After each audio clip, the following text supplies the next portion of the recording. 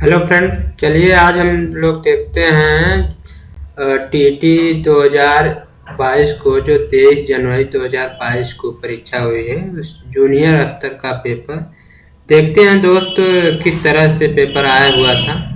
तो चलिए देखते हैं पहले प्रश्न से। इसमें पहला प्रश्न दिया गया था कि 5 वर्ष के मोहन की मानसिक आयु 8 वर्ष है, तो उसकी बुद्धिलब्धि कितनी है? तो इसका राइट ऑप्शन होगा ऑप्शन 3 160।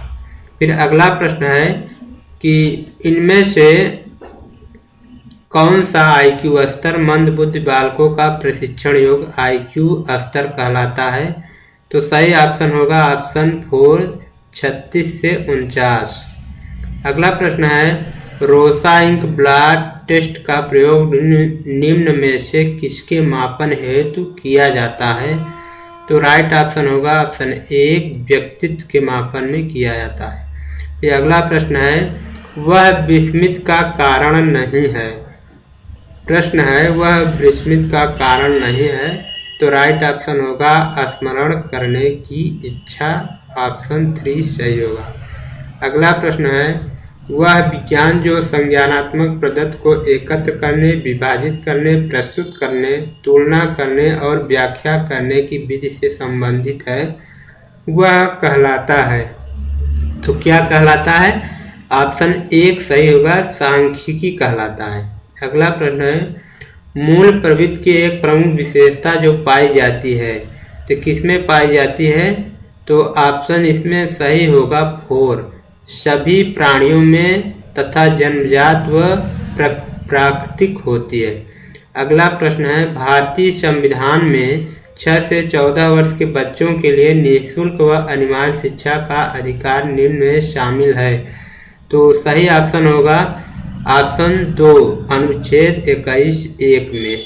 अगला प्रश्न है क्रेसमर ने व्यक्ति को निम्न में से किस प्रमुख प्रकारों में वर्गीकृत किया है? तो सही ऑप्शन 2 होगा, इनमें से सभी।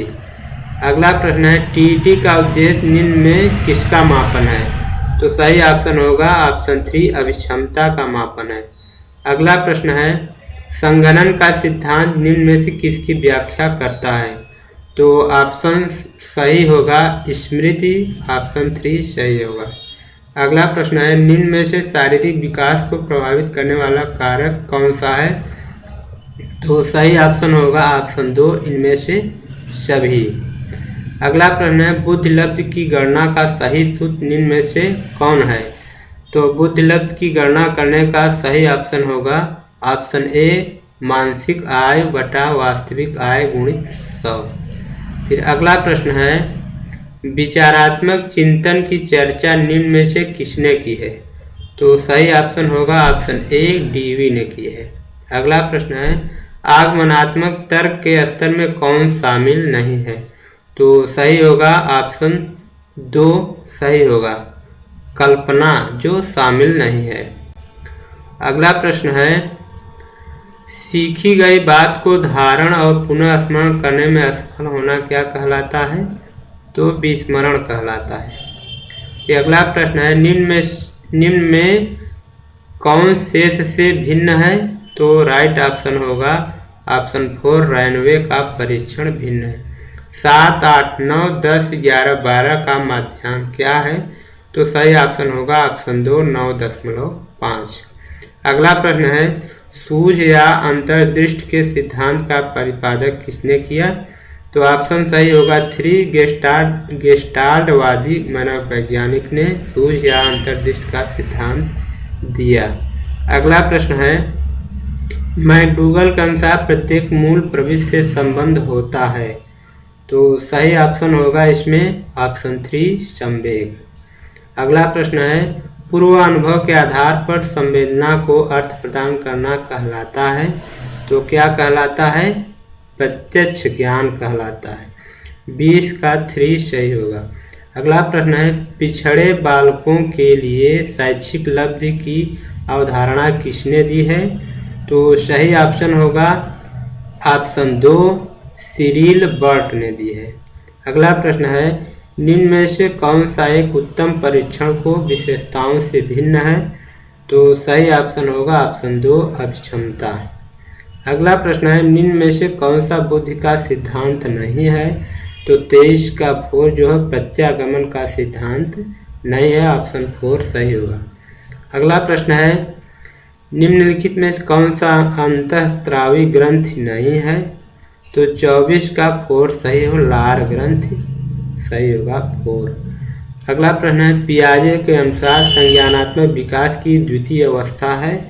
तो इसमें सही ऑप्शन होगा ऑप्शन 4 पूर्व संक्रियात्मक अवस्था। अगला प्रश्न है निम्न में से कौन सा शिक्षा मनोविज्ञान की सर्वाधिक व्यक्तिनिष्ठ विधि है? तो सही ऑप्शन होगा ऑप्शन 1 अंतः दर्शन विधि। अगला प्रश्न है अल्बर्ट बंटूरा निम्न में से किससे संबंधित है? तो ये किससे संबंधित है? सामाजिक अधिगम सिद्धांत से संबंधित है। अगला प्रश्न है अधिगम के पठार निम्न में से किस कारण बनता है? तो सही ऑप्शन होगा ऑप्शन 4 थकान द्वारा बनता है। अगला प्रश्न है दर्पण चित्त परीक्षण किसे मापने हेतु प्रयुक्त किया जाता है? तो 29 का 3 सही होगा अधिगम अंतरण को। अगला प्रश्न है क्लाउड पिक्चर परीक्षण निम्न में से किसके मापन में प्रयुक्त होता है? तो राइट ऑप्शन होगा अभिक्षमता। ये मनोविज्ञान